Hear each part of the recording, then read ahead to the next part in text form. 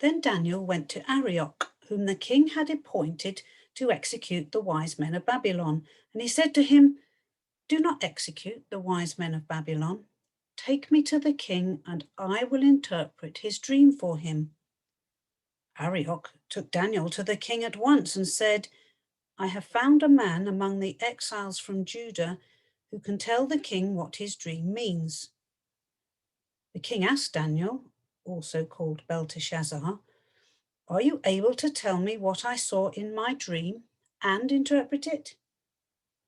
Daniel replied, "No wise man, enchanter, magician, or diviner can explain to the king the mystery he has asked about, but there is a God in heaven who reveals mysteries. He has shown King Nebuchadnezzar what will happen in days to come. Your dream and the visions that passed through your mind as you were lying in your bed are these. As your majesty was lying there, your mind turned to things to come, and the revealer of mysteries showed you what is going to happen. As for me, this mystery has been revealed to me, not because I have greater wisdom than anyone else alive, but so that your majesty may know the interpretation and that you may understand what went through your mind." Your majesty looked, and there before you stood a large statue, an enormous, dazzling statue, awesome in appearance. The head of the statue was made of pure gold, its chest and arms of silver, its belly and thighs of bronze, its legs of iron,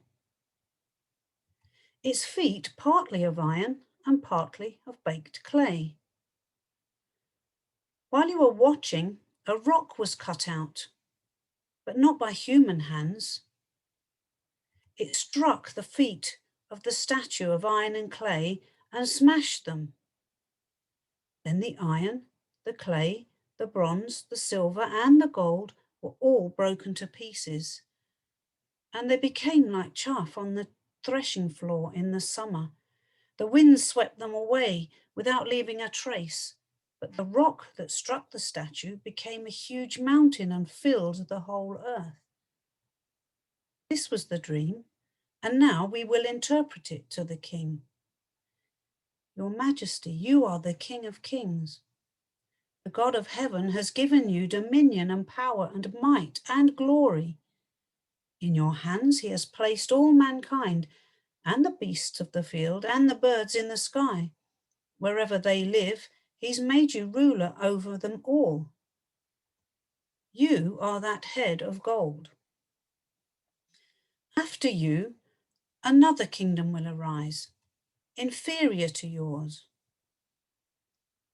Next, a third kingdom, one of bronze, will rule over the whole earth.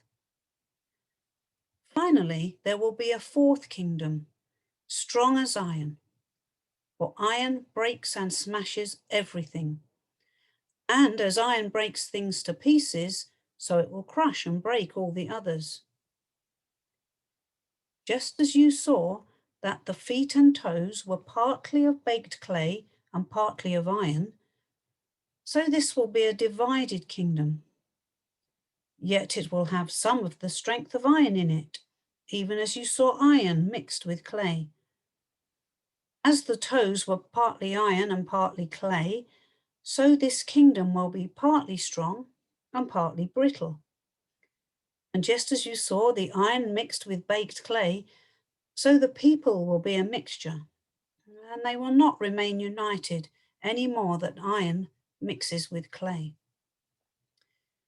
In the time of those kings, the God of heaven will set up a kingdom that will never be destroyed, nor will it be left to another people. It will crush all those kingdoms and bring them to an end, but will itself endure forever. This is the meaning of the vision of the rock cut out of the mountain, but not by human hands.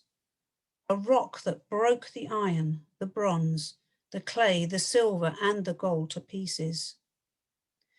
The great God has shown the king what will take place in the future.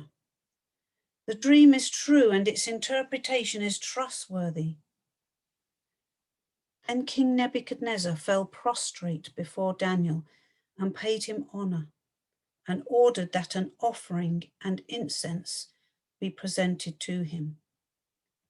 Then the king said to Daniel, "Surely your God is the God of gods and the Lord of kings and a revealer of mysteries, for you were able to reveal this mystery."